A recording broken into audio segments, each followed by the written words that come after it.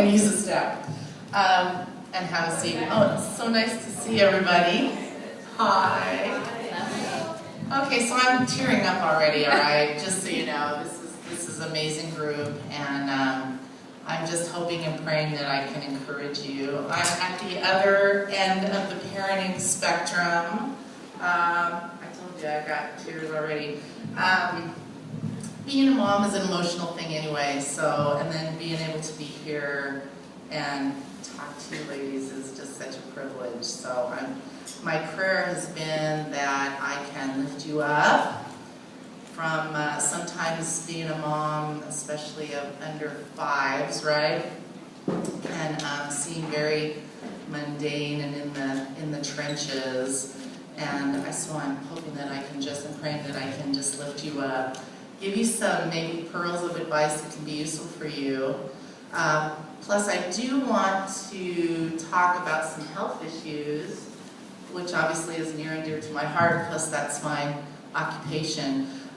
Being a nurse and then going back to be a nurse practitioner, and that's been over 20 years now that I've been working as a nurse practitioner, I'm very much education-oriented and teaching-oriented, which is a big part of my practice, but that's also what I do when I work overseas or go to Haiti. I've been to many different countries. I've had the privilege to do that, and it's the same issue there as here, is that if you can teach a person to fish, then you don't need to give them fish. And so that's the whole perspective, I think, of nursing and education, all of that. So top 10 advice, you guys. That means I have about 3 minutes a piece on these. And I could probably spend like a whole 30 minutes on each one. Okay. So I know it's not good for speakers to turn around and look at their slides, but you can go ahead and put out the first one. I feel like it's really important that I do talk about illnesses for you moms because, especially this time of year, and probably we'd have a whole lot more people here if it wasn't for some of the viruses that are going through right now. So I did want to talk a little bit about that to give you some tips. And first of all, I want to say that moms are incredibly gifted at knowing when there's something that's probably not right, okay? Just had one yesterday where the mom just noticed that her little girl was breathing very rapidly, and she just had this feeling that things weren't quite right, even though it just looked like an extension of a cold, ended up being pneumonia. And I always tell my moms, you guys are really gifted because you notice those little subtleties because you're with your kids so much. So red flags would be persistent fever. Most of viruses will cause fever for 2 or 3 days, goes up and down, seems to resolve with some Tylenol or ibuprofen, and you can tell that they're playful and they'll drink fluids. They may not have the greatest of appetite, but those persistent fevers, a lot of moms want to know, well, what fever is really dangerous?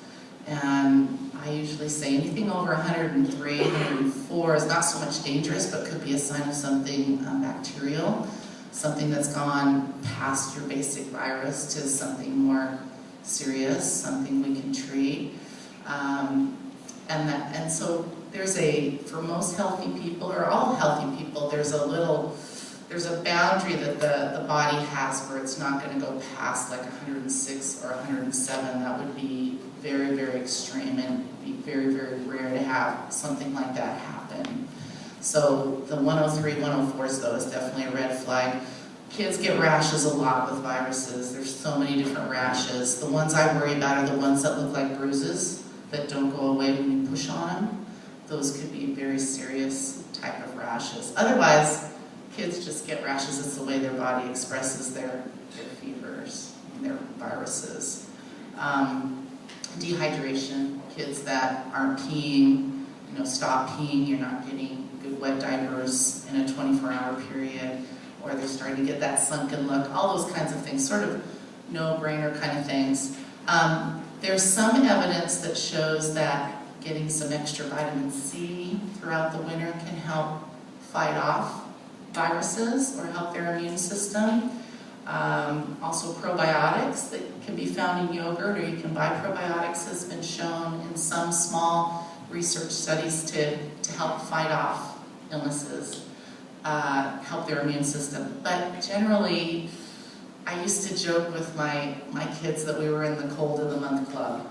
It seemed like we got one cold a month, no matter what we did. And when they're really little, it's hard to train them to wash their hands and cough in their elbows and all those kinds of things. So making sure they're getting enough sleep and all those kinds of things is probably my one big tip for you. I'll talk about immunizations in a little bit too, because that's very, very helpful in fighting off illnesses, and one of my biggest tools as a pediatric nurse practitioner. Okay, so let's move on to, did you get my second slide up already? Yeah. This one's really important to me. Now, not everybody is parenting with a partner, with a spouse, so this is a generalization. You have other people in your life that help support you and support your parenting. But generally, in a generic sense, with a mother and a father, it all really starts with the two of you to be able to work together, to value each other's perspective. And I say this with lots of regrets, because just learning to live and parent with my engineer husband, where he's very black and white with things, and I was very much into the emotional part of my children. It is still even a struggle now with my older kids, but it's very, very important to value your spouse's perspective. I don't even know any other way to say that, but I have to show you my little boy's Bible here. I thought you guys would get a kick out of that we use with our kids. But I just wanted to read this scripture, because I was just like, thinking about this and thinking, okay, where is that verse? And I know it's kind of weird, but I turned right to it, so I thought, okay, God wants me to share this.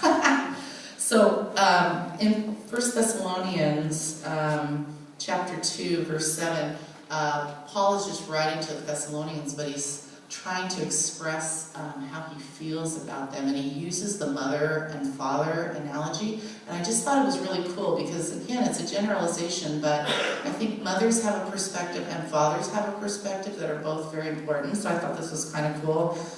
In verse 7, Paul says, we were gentle among you, like a mother caring for her little children.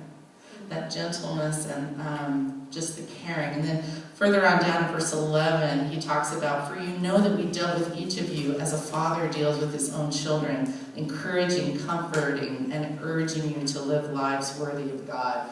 And when I think about the perspectives that I have versus my husband, he's been so much better than me in dealing with sort of the behavior issues, the rebellion issues, because I'm like, oh, but they're, and yet he's like, no, we've got to be firm, we're going to take a stand, we're going to be so much better at the tough love.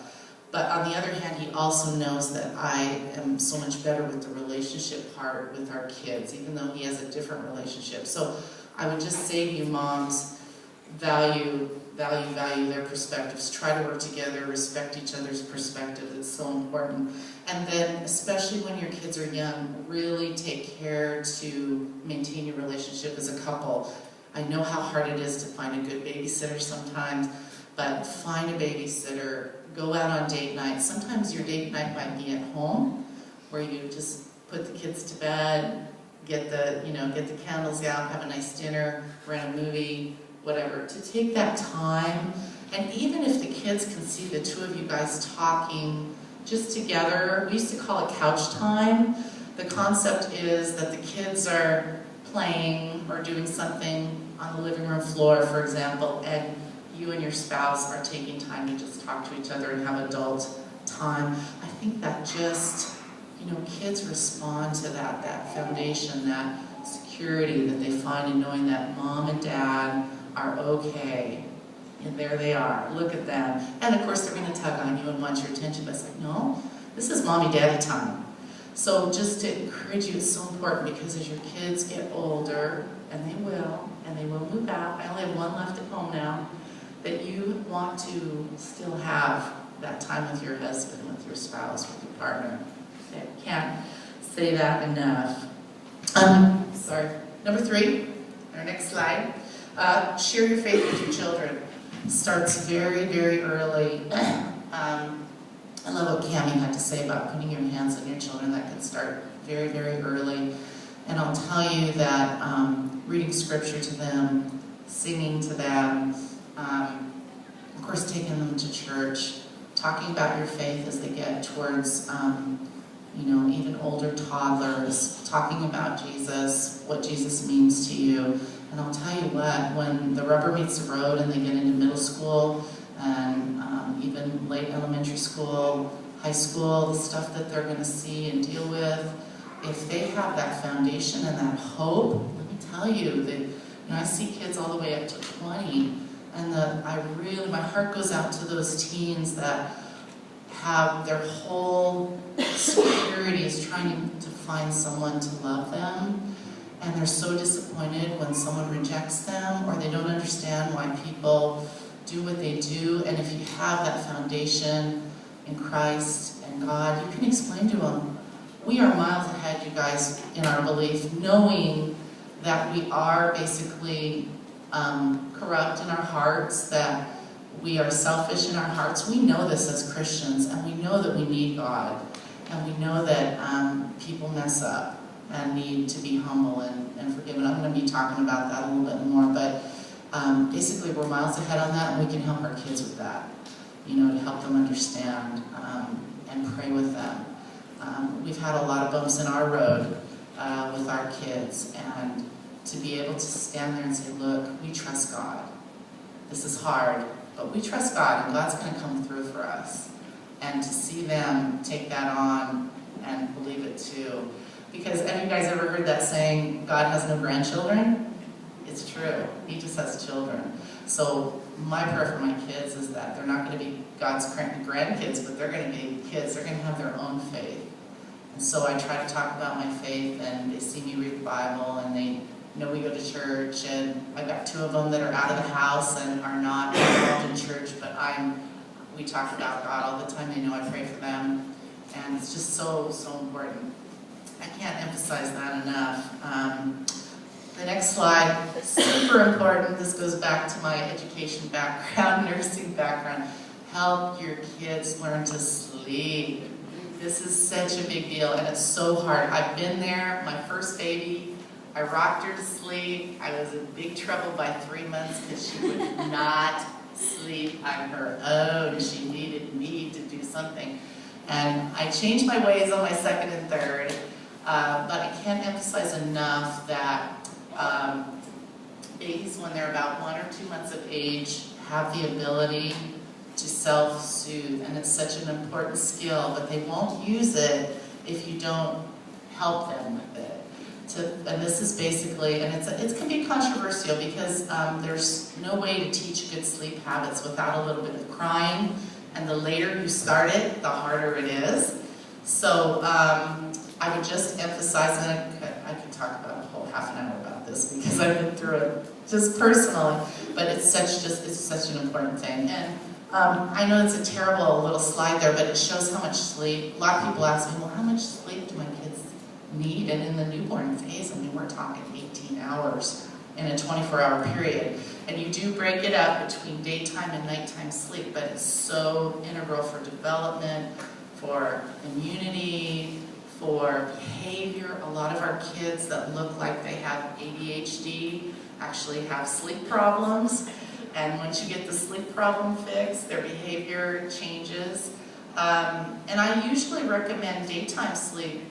It's an individual thing, but we moved from nap time to quiet time when they were 3 and 4 years of age. They still had downtime in their room because they needed that downtime, and I too.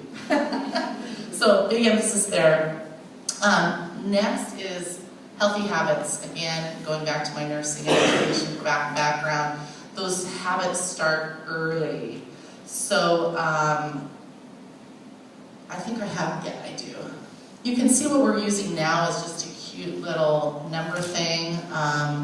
It doesn't take a rocket science to know that obesity is a big problem in our society, and we start very, very early now in pediatrics trying to do preventative care. And basically, it's staying away from the sweet drinks quite early. So we want our kids to like water very early. So starting with your sippy cup with water very early. We don't even need to do juice anymore unless there's an issue with constipation, or because they're going to eat fruits and vegetables otherwise. And getting used to sweet drinks, chocolate milk, and people that come and see me know I'm a real stickler for this, to avoid those sweet drinks unless it's like a little treat, you know, make it like a candy bar, so to speak. And then having your family, part of your activities being things that get you outside or get you to the gym, or those kinds of things. Watching the process, maybe having a little garden, even if it's just on your back porch, you know, and then helping them learn to try new things. And that could be a challenge. And trying to help your children, and again, it goes back to sleep and activities and family, things like that. Let's see if there's anything else I wanted to say on that. Oh yeah, of course the screens. That's one of the numbers that's up there, but really being careful to help your children learn to entertain themselves without a screen is really important. That's a good habit that starts very, very early. Again, I could talk 30 minutes on this one too. I wanted to spend a little bit of time about parenting in the funnel. Okay? This was so helpful for me and my husband. This is just a picture, but if you look at the picture behind me as well, it describes how much control you give your children and how much control that you have. When they're very, very young, you want to control most of their life, okay? Because they're not at the point where they can make good decisions. These are kids that need help to sit when they're eating. They need help to stay out of the bathroom toilet. There's areas where there's just so many things that if we give them too much freedom too early, what happens is that many times parents parent like this, where they give their kids so much freedom when they're little, and then they start getting nervous because it's getting dangerous, and then they have to start restricting their freedoms, and then you get what? Rebellion. So if a kid learns to get privileges as they earn their freedom, it's so much easier to parent in the funnel, okay?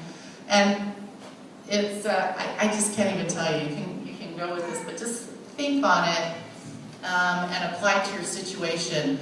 I'm thinking even with sleep, for example, if you move your toddler to a toddler bed too early and all of a sudden they have all this freedom and they don't know how to handle it, you just open up a lot more problems than you need to. So again, I could talk 30 minutes on that, but I think, Tammy, wherever you are, you suggested that I said that, bring that up. I don't know even where I am. Maybe she's not here. But she said, oh, be sure to talk about the funnel. I said, yeah, that's a really good one.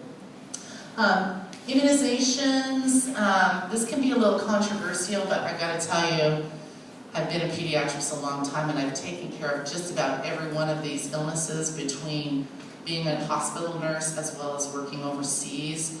Polio is still out there. Of course, tetanus is still in the ground.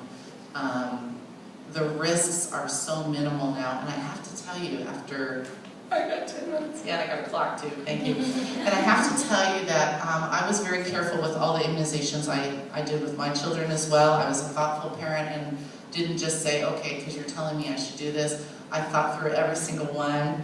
I was around when my kids were very little when they first started the varicella or the chickenpox one, and I took my time on that.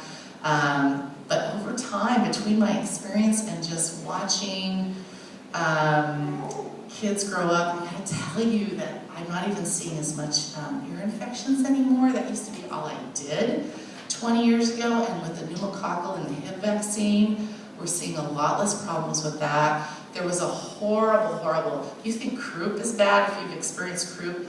Epiglottitis, which is caused by the hip bacteria, was so life-threatening. If you didn't get the kid to the emergency room and trach them, put a tracheotomy in, they were gone.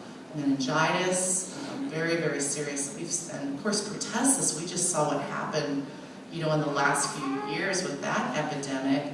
And then influenza, I just found out 22 deaths so far this fall from influenza. I know how we freaked out about Ebola, but we've got healthy people that are dying of this horrible influenza. So I can't say enough that you need, if you're hesitant about anything, talk to your provider about it, but I am totally on board with immunizations. And I will also, one other thing I'll add is that if I see one of my patients who's not immune, there's a lot more testing that we have to do and a lot more things we have to put those kiddos through if we know that they're not having built up immunity to some of these life-threatening diseases. So forgive me for that, but I feel really passionate about it just because of my experiences. Next slide. I've already touched on this, but just your relationships and your child's ability to have relationships with people throughout their whole lives start right in your own home, right from newborn. Talk to those babies, smile at those babies, get them right in your face and just love on them. And you can see how even within the first month or two, they're smiling back and they're cooing and they're making all those beautiful noises.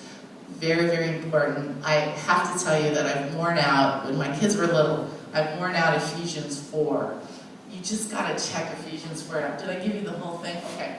Ephesians 4, starting in verse 25 through 32, covers lying, stealing, forgiving, unwholesome talk. I mean, it's great. And I used to go over those with my kids and help them learn those verses and talk to them about how to treat their siblings. And of course, living those things out in front of your children too is so, so important, that you are honest. I think honesty and integrity is so important.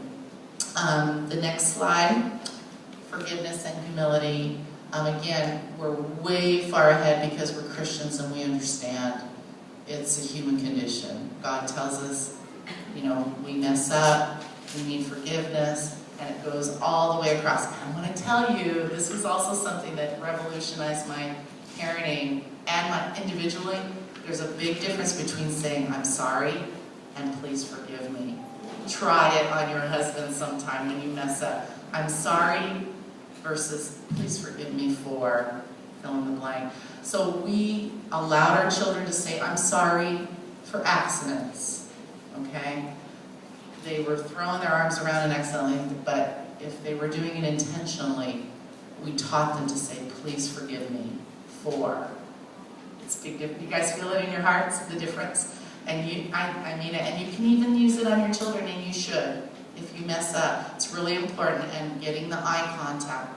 Look me right here. I talk to my parents all the time about when they're having misbehavior in their children, so really work on getting them to look you in the eye. Because if they're over here, they're not accountable. I still do it with my 22, well, not 22-year-old, my 18-year-old, right here. Are you listening?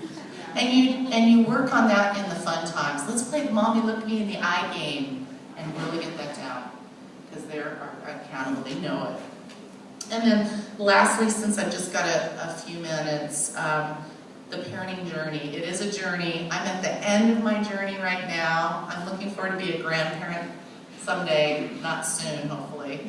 Nobody's married yet, and I appreciate if they would do that.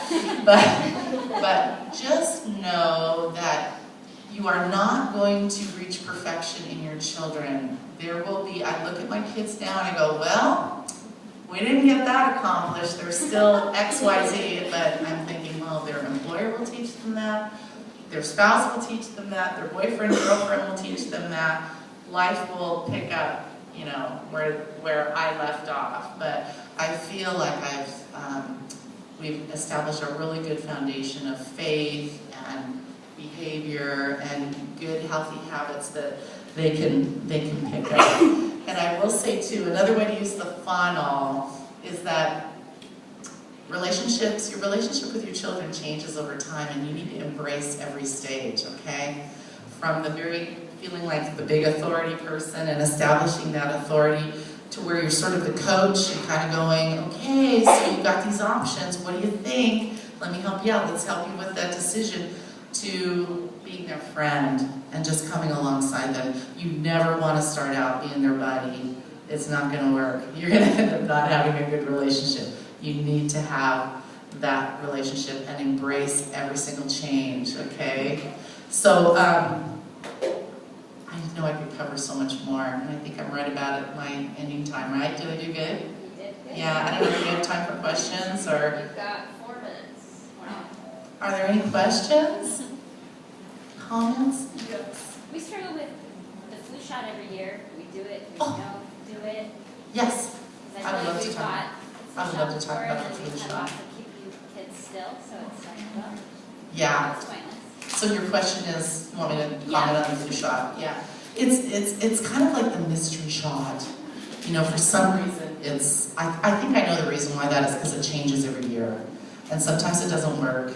And people kind of feel like they should get nothing. They should not get sick at all winter. I got my flu shot and I still got sick. So what I would say, and I've seen the flu shot evolve over many, many years, there's influenza A, influenza B, they're very different, but they're respiratory borne, very hard on the body, high fevers, joint pains, that kind of thing. It's not stomach flu, not where you're just throwing up and having diarrhea. That would be the other thing that people get confused. So it's a very specific vaccine that's developed usually about 6 to 9 months before the season. They're trying to guess what's going to come through. This is a good example this year. One of the influenza A's that's in the vaccine is off a little bit. They say it's drifted. So what that means is that only about 40% of people that get exposed to this influenza A that's coming through right now will be protected by it. I can attest to that. My 2 boys both got influenza over the break. And it was influenza. I mean, they were down and out for 5 to 7 days, couldn't move, kind of thing. And they both got the vaccine. So there is a nasal mist now that's super effective for kids. It's very good for kids, especially if they're going to preschool and school, that I'd highly recommend. The inactivated is also very good. Yeah? Do you see more side effects with the nasal mist? Because for some reason when my kids have gotten the nasal one, they have had vomiting. I mean, it could just be just poor timing, but... Yeah, it's hard to know. I haven't really seen that much. I do know that there has been, with the really young, like 2 and 3-year-olds that have had a history of wheezing, it can trigger some wheezing. As they get older, that doesn't really seem to make the difference. Okay. So, yeah. I read that right when you get your flu shot, from then for about 2 weeks out, your immune system is kind of shot. So it's not really the flu shot making you sick, you just have a poor immune system for a few weeks. Is that true, or? Well, the immunization works the same way as all the other ones. It's made the same way by the same people. So I will say that there is an ingredient in the influenza shot that boosts the immune system so that the immune system will take it. So probably it's more of an issue at the time of the year where there's just a lot more flu bugs going around. It would be an interesting study now that we get flu shots so early to see if there's less of that problem, like say if you get it in September versus if you get it in December. It would be an interesting study. But I don't think there's any evidence. If anything, it boosts the immune system so it receives the flu shot more effectively. Yeah. Well, I was going to say that all of us got our flu shot in September, and none of us got sick, but then my husband got it in December, and he got sick. Did he get influenza or did he get sick? No, Oh, just he got sick within 2 weeks after? Yeah, Yeah, the 2-week thing, by the way, with the flu shot is about how long it takes to actually build up enough immunity to fight off the disease. And remember, the whole idea behind immunizations is that it's a way for your body to get a memory cell for a specific disease so that if you're ever exposed to it, your body is immediately on it. Because your body doesn't know that tetanus is an enemy, for example, until it gets it. So by having the tetanus immunity already in your body, your body immediately fights it off, so. Yes, Talking about the forgiveness thing, because we switched to that with our kids. did you? But there's also the other guy, the other child saying, I forgive you, and that's kind of. Yes. So I started with myself and my husband, It's hard, isn't it? say I'm sorry, It's like- and then I'm like, hold on, Chuck, once you say I forgive you. It's a then whole like, different thing. Yeah, And then when you can teach your kids the next level, please forgive me for, right. and they fill in that blank, and that just builds their conscience. It just builds a really nice, solid conscience, which comes in handy when they're on their own at school. You're not there to go, hey, remember? So, yeah. And you are working yourself out of a job. Well, I shouldn't say it that way. Your job is different.